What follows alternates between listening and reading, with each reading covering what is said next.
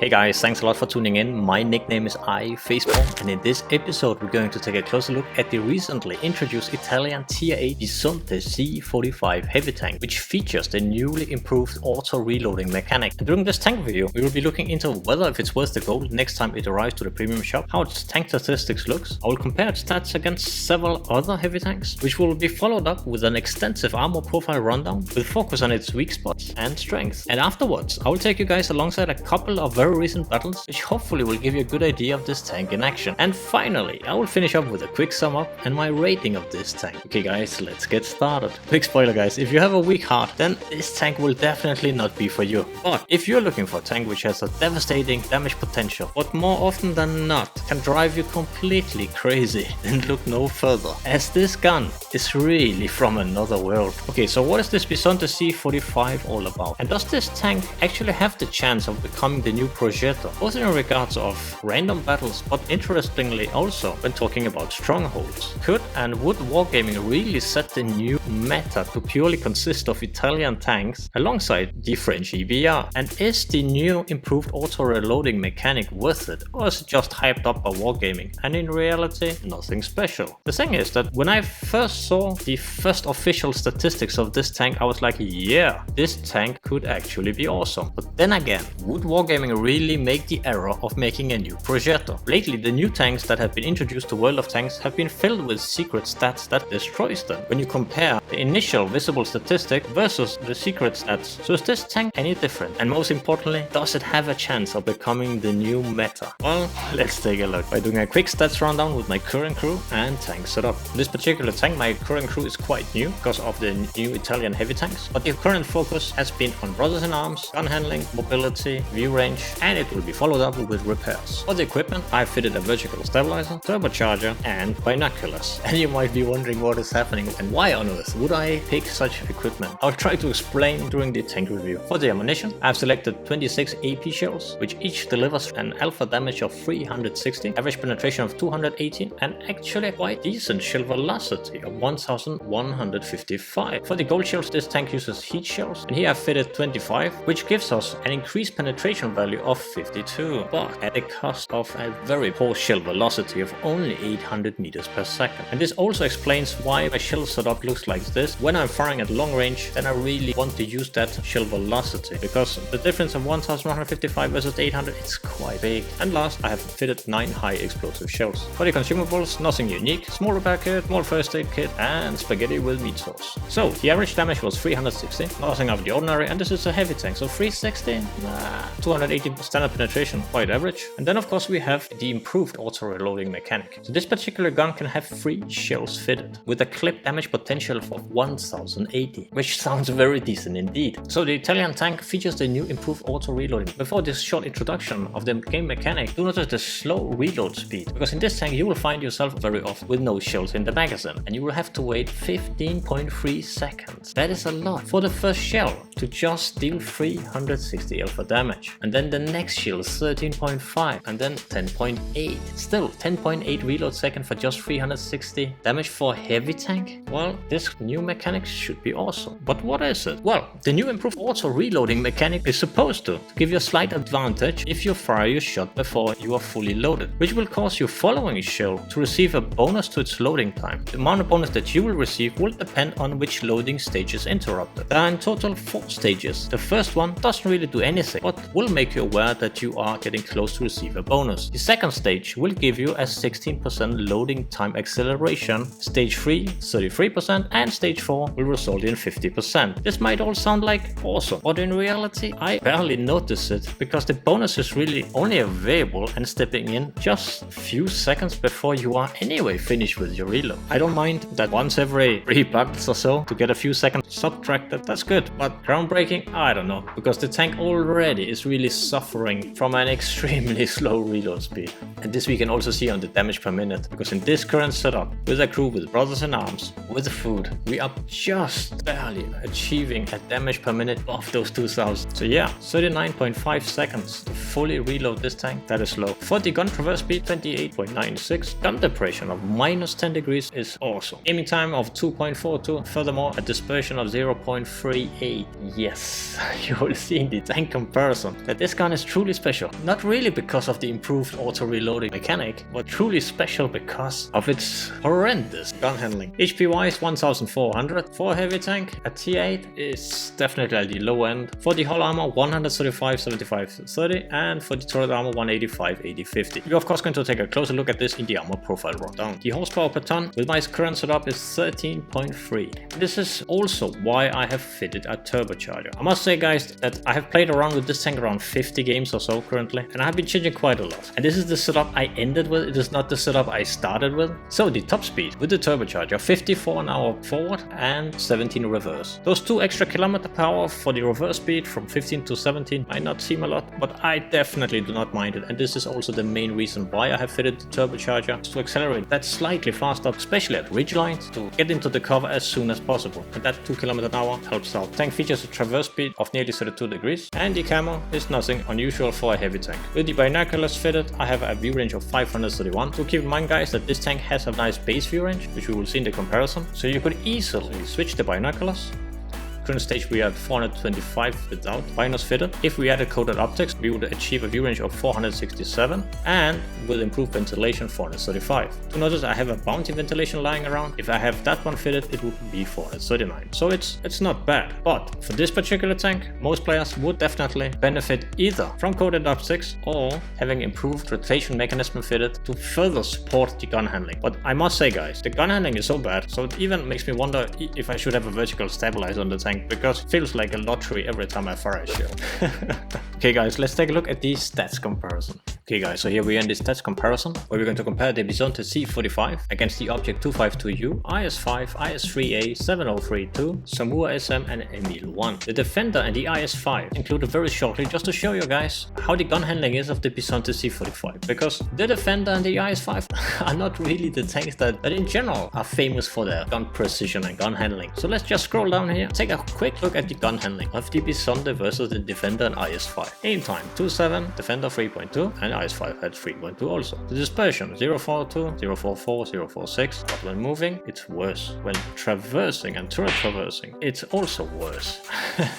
So guys, this is just to give you like a heads up regarding what to expect. So let's just remove these 2 tanks, and here we can compare against a few other auto-loading tanks. So for the DPM 1800, nothing special. Yes, it has that special gun mechanic, but is it really worth it? For the penetration 218, it places it in this comparison around the middle. The alpha damage of 360 is not groundbreaking either. The potential clip damage of 1080, it's nice, but it's not unique. And I keep coming back to why don't I just play with the IS3A? And that also comes more apparent when you will be taking a look at its armor profile. Of course, do keep in mind that the Bisonte have a fantastic gun depression advantage versus the IS3, which you will see in a second. Do notice that the reload time here is not really telling us the truth, because for the Somua 37 seconds, yeah, that might seem a lot. But keep in mind guys that the Bisonte total reload time to deliver those 1080 is horrendous, which will nearly take the same amount of time to reload as for the Somua. And this we can see in the DPM difference, 1800 versus 1956. For the shell velocity, 1155, that is nice. I really love playing with Magic 703, and these 1150, that is really good for a heavy tank. Of course the IS3A is from another world with 1400 meters per second. So at least here on the firepower, it doesn't really seem to stand out that much. At least not when you compare against some of the other quite powerful auto reloaders. So how does the Bisonte C45 gun handling stack against those auto loaders? Well, as we saw versus the Defender, not very good. But the IS3A is not very famous for good gun handling either. That tank is definitely horrible. But is the Bisonte's just as bad? Well, nearly. Very close guys, because check the similarity. It only really has better 0.3 seconds better aim time and a dispersion value of 0.04. But in general, if you already have an IS3A and you really don't like the gun handling, well, then you can definitely see here what you should expect of the Bisonte C45. And also, if you have the Tech 3 Emil 1, then the gun handling also is very similar to the Bisonte. Do notice that the Somua SM has way better gun handling. And of course, who else and what else? Check the 703, guys. Besides the gun dispersion and the initial aiming time, then these figures are really light tank territory. It's some of the best in game. And imagine, guys, this is tier 8 heavy tank. For the gunning of 703, yeah, there's nothing that comes close. It's hard to find a medium tank that has this gun handling as the 703 has. But yeah, at the cost of dispersion and aiming time, honestly, this tank is, at least in my opinion, is way better than the Bisonte C45. And last, the gun depression of 10 degrees is amazing for the Bisonte C45. It is a definite advantage. And we will also be able to see that this tank is really built up around that gun depression, because this tank is really tricky in so many ways. But where it truly shines is indeed whenever you can use that gun depression together with an awesome burst damage potential. Because in general, the IS-3A is just better because it actually has some hull armor, but the playstyle of the Bisonte C45 to the IS-3A is completely different. So what about the mobility? Well, the forward speed of 50 an hour, that is good, and which directly shows us a very nice advantage against most of these tanks besides the Emil one. And for the reverse speed of 50 an hour,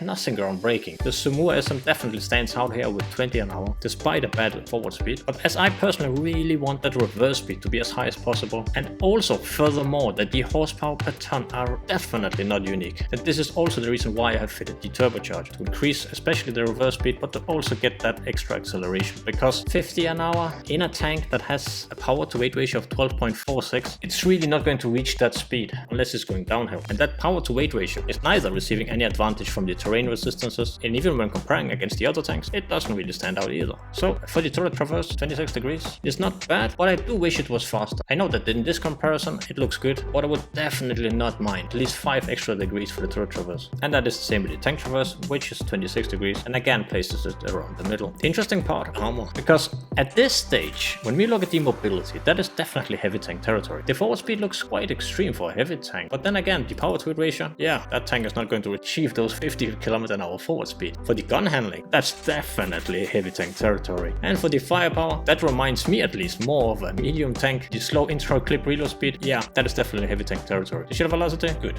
And furthermore, the HP of 1400, that places it also in the bottom of this scale, because 1400 for tier 8 heavy tank, it's not really groundbreaking. So what am I missing? It must be in the armor, right? Well, you will see soon enough. So as we saw in the garage, the camouflage is really not standing out either. That is again heavy tank territory. But finally, we can see that we receive a nice view range of 380, but strangely enough, a really poor radio range. And last, the fire chance of 12% makes it the best in class. Okay guys, let's take a look at the armor profile rundown.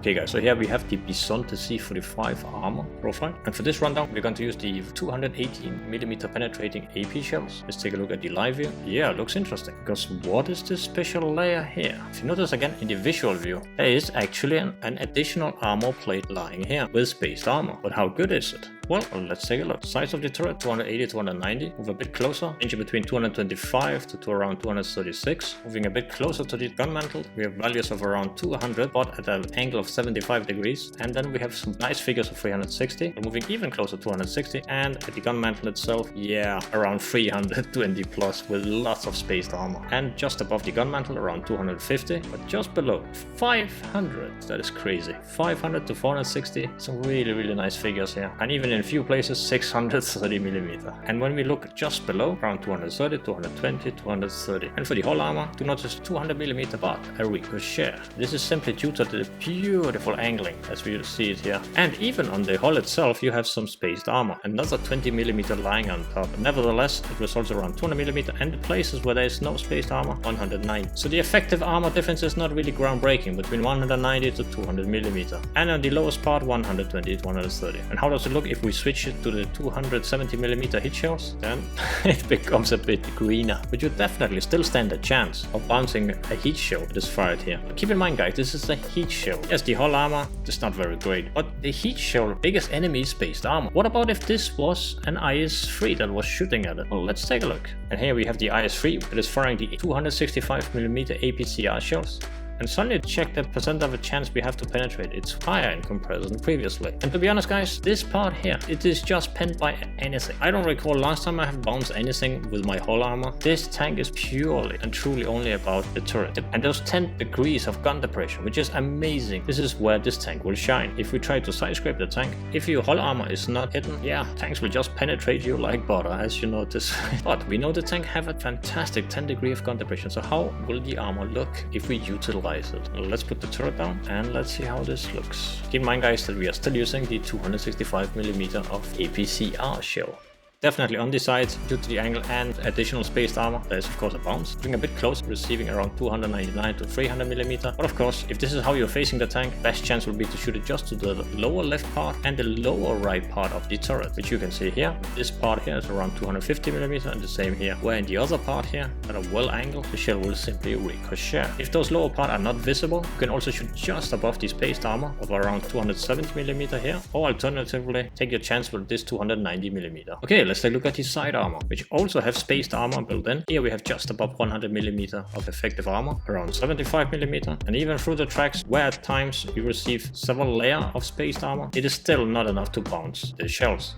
And this is even if we change the shells to the heat rounds, which will result in around 130mm, still 75 of course, and around 81mm. If firing heat shells, there is a microscopic part right here where you will be able to achieve an insane value of 800mm of effective armor. And the microscopic spot is here. Keep in mind guys, I move my mouse 1 pixel up and another, the one out of 2, and we'll move 1 pixel down and another, and 1 pixel further, and 1 further down. So we have a microscopic area here guys, that starts right here and finishes here. If your enemy is unlucky enough to hit you right in this spot, you can bounce. And now changing to the APCR, and you can bounce as long as your enemy is not firing APCR, because look what happens if the enemy is doing so, goes through like butter. And this is the same story with normal AP shells. So in general, if you're facing this tank guys, fire either AP or APCR shells. But if you're facing this tank and it's not hulled down, just aim for the lower plate. Even when angled, this armor is paper thin. Okay guys, let's take a look at 2 very recent battles I have had in this tank, which hopefully will give you a good idea of this tank in action.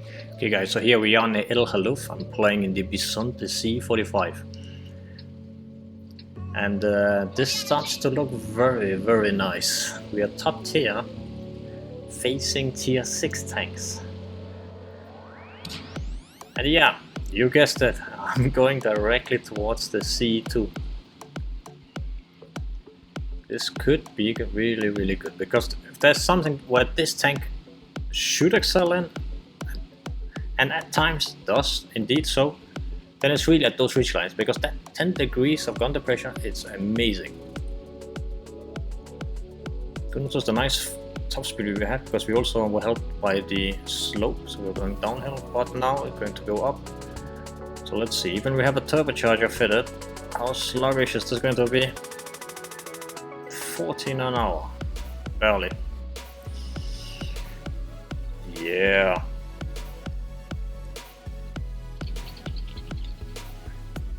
It's a bit special this tank, because it's like, yes, I know it's classified as a heavy tank, but that, and it's most places it is, but for some reason I want to play it as a medium tank.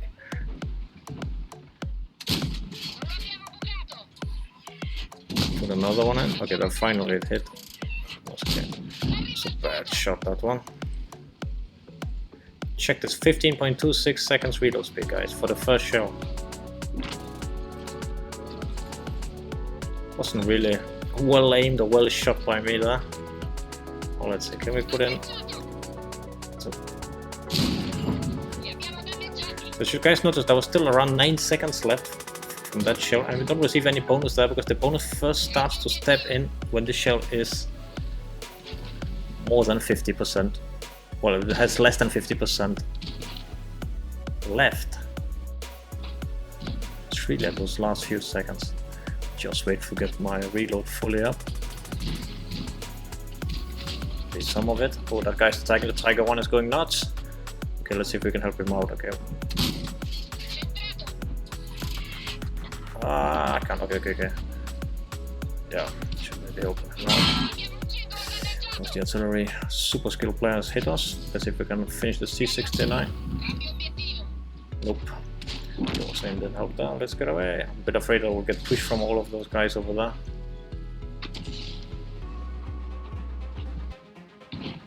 Okay guys, at this stage, definitely my place time. Nothing to be proud of, but let's see, because here we are another ridge line. It's not really the best spot to be in. This guy is way too busy shooting at the other guy. Put another shell in. Now we have again this...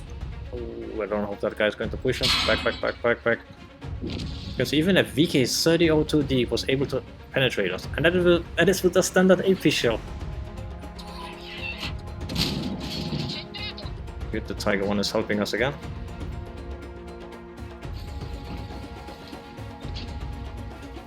Yeah, reload, come on. The alpha damage, it's not very impressive. But still, somehow we still managed to do 2278. Helps definitely that we are top tier. Can YOLO a bit extra. Make that extra mistakes, unfortunately. Okay, that guy definitely did one.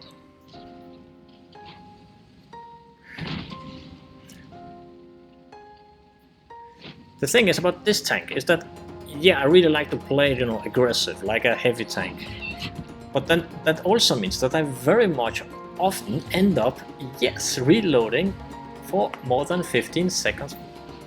Just really here at this time I'm like just trying to bait him, like I don't know, I'm going to attack, I am going to attack, I'm not going to attack, I'm going to attack. Just pretending I'm like trying to do, but in reality I'm really more focused towards my reload time. Just waiting, I just want... Okay, there we go. One into it, let's see how the clip does it too, and we can finish him off. Oh, shit. The other guy can help us up.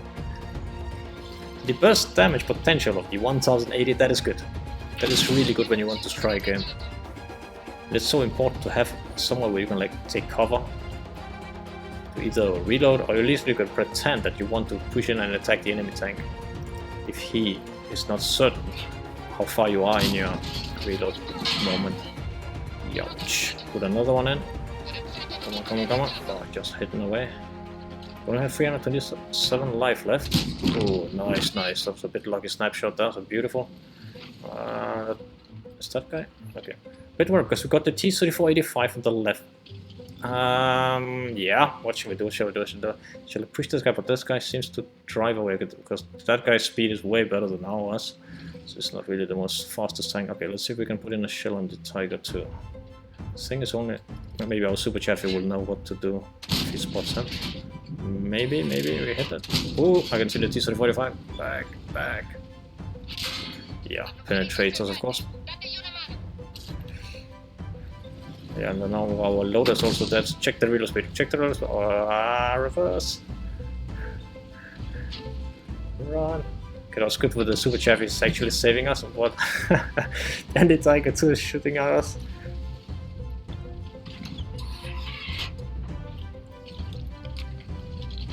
Bit.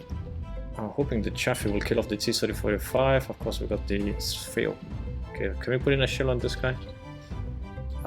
So much reload on this. Should I do it? Wait. Okay, now I can one-shot him. Yeah.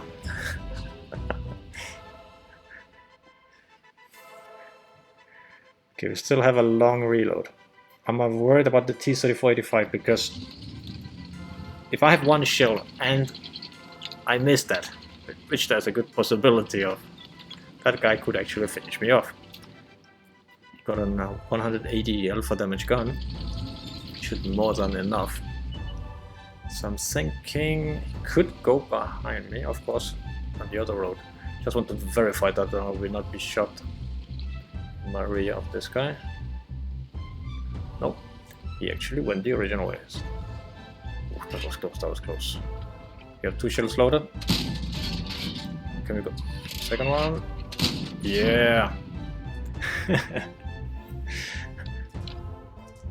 Not bad at all. Chaotic, still we managed to do very nice damage. Okay guys, so we again on El Haluf. Here I'm playing with the Connaught Ranger and a Durnach. And I'm playing the Bisonte C45. And this matchup, it's full tier 8.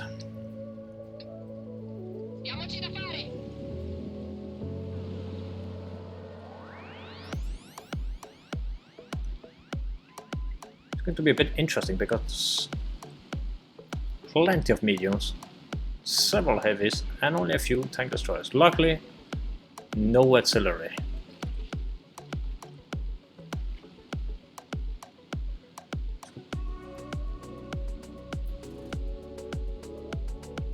Of course, the only spot in my mind is always the B2, especially for a tank with such a fantastic gun depression. It's able to hit them. But how will it feature against similar tier opponents? 112 on the side, let's see if we put a shell in. Beautiful. 370 and another. So, yeah, beautiful. Okay, 2 out of 3. It's not bad at all.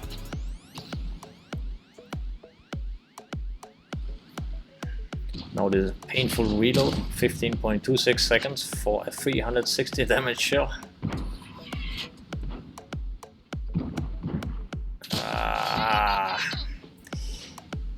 Should have waited.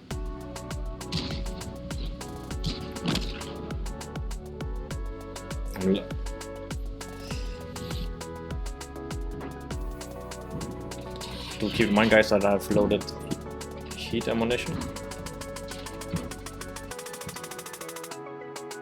I'm not shooting, I'm not shooting. Come on, reload, reload. Okay. Do notice now that I fired, my reload for the next shell is only 7.8 seconds. So I grew a bit impatient there. Could have waited that extra 2-3 seconds to get it fully reloaded. But I shot so I didn't get penalized and had to wait more than those 15 seconds, but had still to wait half of it. So yeah, the game mechanic, it's good at times, but it's not, you know, it's not like a groundbreaking game mechanic that will make you, or at least me, play the tank in a very different way than I usually do. Okay, this is it's a bit tricky. I really hope those guys will not, they will be too afraid to push me. I would hope and assume. Still have some tanks next to me. Okay, that guy definitely wasn't afraid. Reloading. There we go, and we have 3 shells then. Okay, we can go a bit aggressive now. Even with 10 degrees gun depression, gets a bit tricky, but beautiful.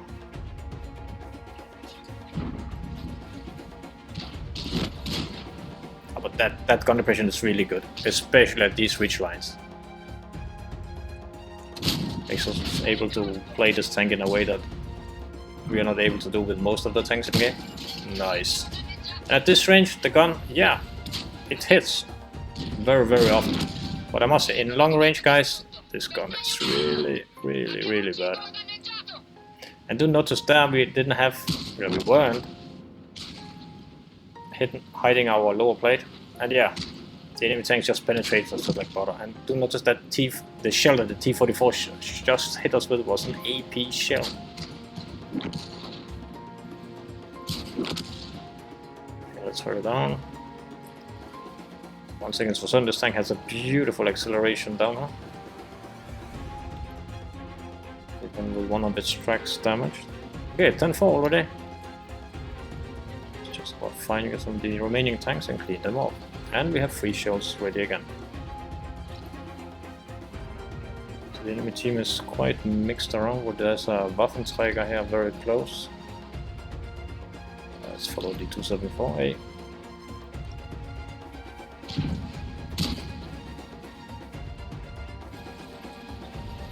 Pantera, come on.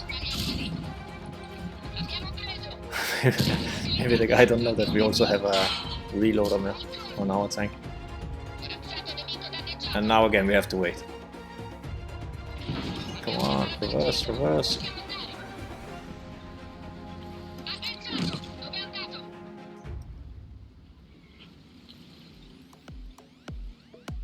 The burst damage potential, it's good.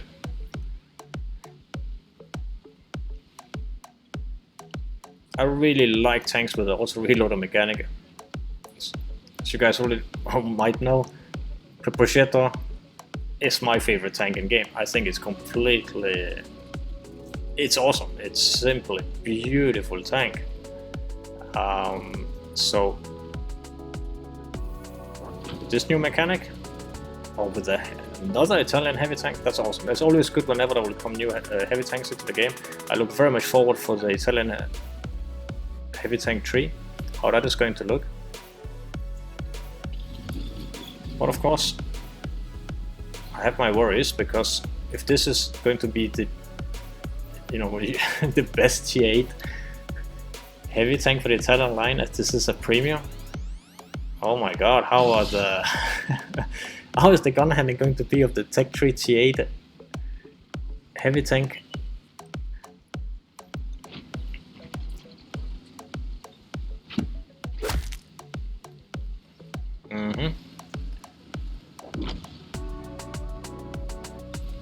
Yeah, 3,572 damage, not bad. So, the Bisonte C45. What do I think of it? And most importantly, is it worth the gold? Well, the thing is, when I started playing with this tank, it seemed like the worst pile of rubbish. Simply horrible. But as you start to learn to play the tank, then it luckily, at least for me, changed for the better. But by how much and why? Okay, let's start out by going through its strengths. Because the burst damage potential is good. The turret armor together with the gun depression is solid. And furthermore, the mobility, at least when talking about the top speed, is good. Alongside a decent view range for a heavy tank. The weaknesses is no hull armor whatsoever, very low HP pool for a heavy tank, poor damage per minute, slow reload speed, and this is even if we're talking about the first shell or even the third shell, because the reload speed that this tank receives would be more fitting for a 390 alpha damage gun and not a 360. And you might say this new improved auto reloading mechanic is worth that 30 DPM. Honestly, I would prefer to have that 30 extra alpha damage and having a normal auto reloading mechanic rather than sacrifice those extra 30 damage per shot. It is a strange tank, because if it featured good and proper hull armor, it would completely change the tank. But out in the open, or when you cannot hide your lower plate, everything will pen you. And you could see in the last battle I just had with the T44, with the standard shell could just pen me here. If there's something you can rely on, is that the enemy team will pen you with whatever they're throwing at you. The other thing is that, for example, when I play with the Progetto, I don't mind shooting all my shells, because the whole clip reloads relatively fast, with around 20 seconds. But in this tank it's a bit another matter, because here we are stuck for nearly 40 seconds. If you are meant to bring this tank up and close against the other heavy tanks, that can get tricky, especially if you don't have a ridge line to hide behind. Those 15 seconds, they might not seem extreme, but when this gun starts to live its own life and hitting everything else but what you are aiming at, then it can really feel like an eternity. Yes, this tank is classified as a heavy tank, but to be honest, playing this tank as a heavy, it's really painful. And to be honest, that question has kept reappearing in my head. Why this tank? Why? Because this tank made me miss playing with my Progetto. But at a certain stage, when I played more than 30 battles, it slowly started to make sense. Because at first I felt constrained that this tank is only useful on ridge lines. And in some ways, yes it is. But when I started to play this tank primary against medium tanks, especially in those situations where I could not get to a hull down position, because the error that I did initially was to treat this tank as a heavy, and it is not. And afterwards I made the error of trying to treat it as a medium, which it is neither. This tank is caught out in the mid, doesn't really have a place to call its home, but ironically this is where it excels. Yes, I know this tank is filled with flaws, and this tank is definitely not for everyone. It took me several battles before it started to slowly grow on me, but now after more than 50 battles I can to my big surprise say that this tank has indeed something unique, and I have started to like it, to my big surprise. But by how much and why?